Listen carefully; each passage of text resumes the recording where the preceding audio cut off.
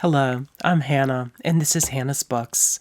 Welcome to the second video in Hannah's Bookika, my bookish and secular Jewish version of Vlogmas, where I plan to post videos 8 evenings in a row, shortly before my spouse and I light our Hanukkah candles.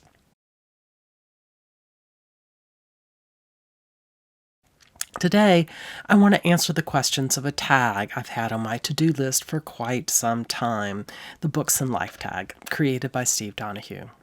Let's get to the questions. Number 1. On a scale of 1 to 10, 1 being a normal person and 10 being the late Harold Bloom, how much are books and reading a part of your life? Steve Donahue, a man who reads, writes, and bookshops pretty much every moment of every day and night when he isn't face smooshing his pooch, only gave himself a 9. My own number couldn't be more than half of his.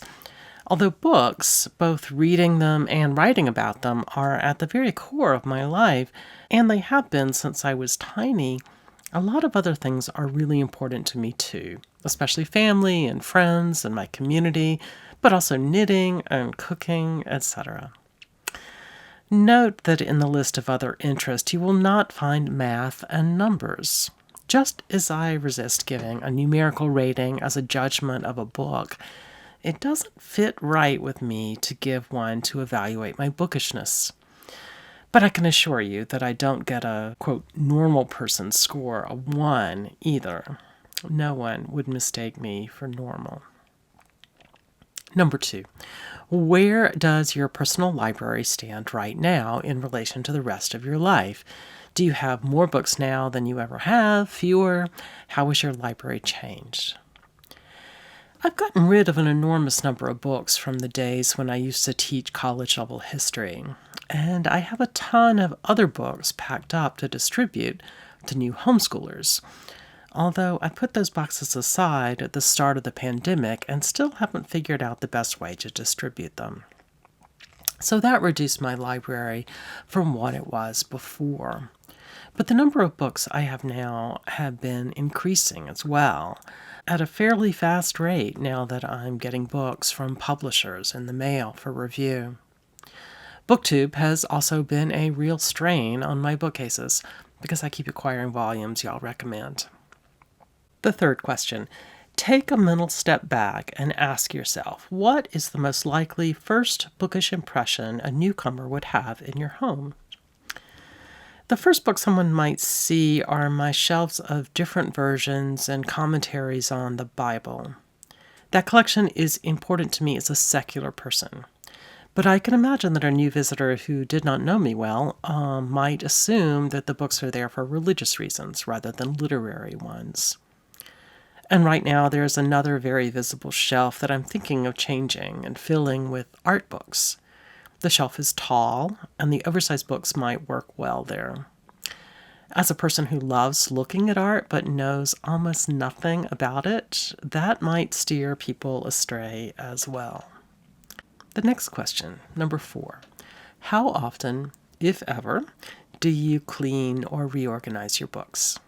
I did a major restructuring about 18 months ago. The bookshelves in what was formerly my study, and which still has the bulk of the books I think I might read again and again, gets rearranged whenever something new joins in, as do the Southern Lit shelves and the literary biography shelves in another room. What really needs organizing, cleaning, and culling are the crazy number of cookbooks I own, which I absolutely love to read, and really almost never actually cook from. The fifth question. On average, how many books do you acquire in a given week? Too many. I get books in the mail from publishers and book review sites, books to add to my collection from used book sites, tons brought in from the public library, and quite a few from myriad little free libraries in front of my neighbors' houses. Fewer seem to be going out of the house right now, and I need to commit to that a bit more. Question number 6. What song is your current earworm? When I was 25 or so, I became deaf in one ear, and music has never meant quite the same thing to me as it did before. I come from a family of musicians and have one as a kid. And while I still love hearing people play music live or even hearing recordings, I almost never seem to get earworms anymore.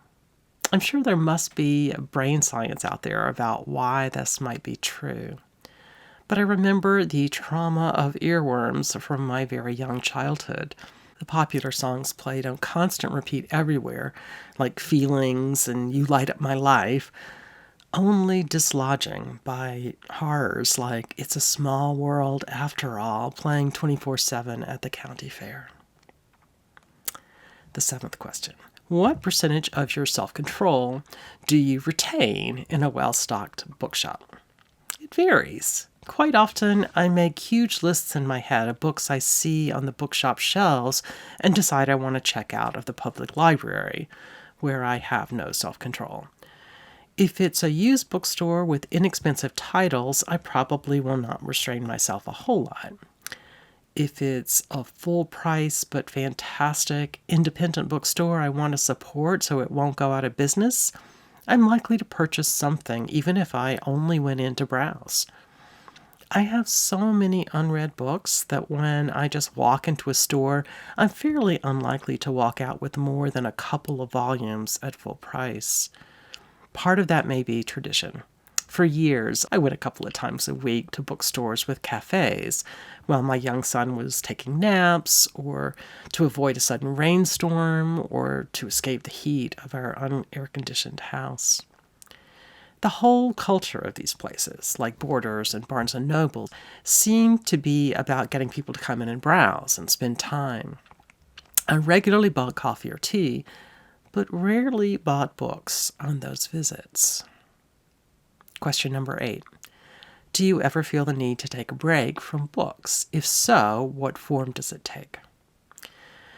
Well, I definitely need to sleep every day, unlike Steve, and that often makes me take a break from books.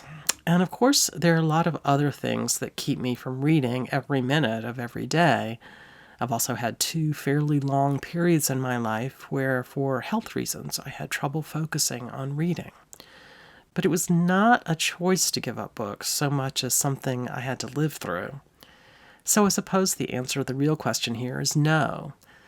Although I guess I do have a bit of a twist. There are times when I read certain genres but avoid others. Sometimes I binge read mysteries or sweet and comforting books. Sometimes I'm obsessed with a particular author or topic and can't pay attention to anything else.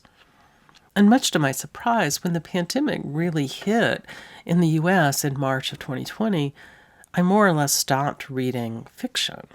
And I still am reading a far higher percentage of nonfiction than usual. Of course, that's not exactly true, but almost all my nonfiction reading in my past life was academic history in my own field of study, and almost none of it is now. Well, that's a long and convoluted answer, isn't it? Okay, number 9. When you meet a new person, how long does it take to bring up books? It depends on the circumstances of our meeting, I guess, but usually it happens pretty fast, since when someone asks what I do for a living, I talk about reading and writing. Still, I tend to wait for some cue that my new acquaintances are readers before I start asking questions about what they like and before I start talking about specific books I'm reading for pleasure.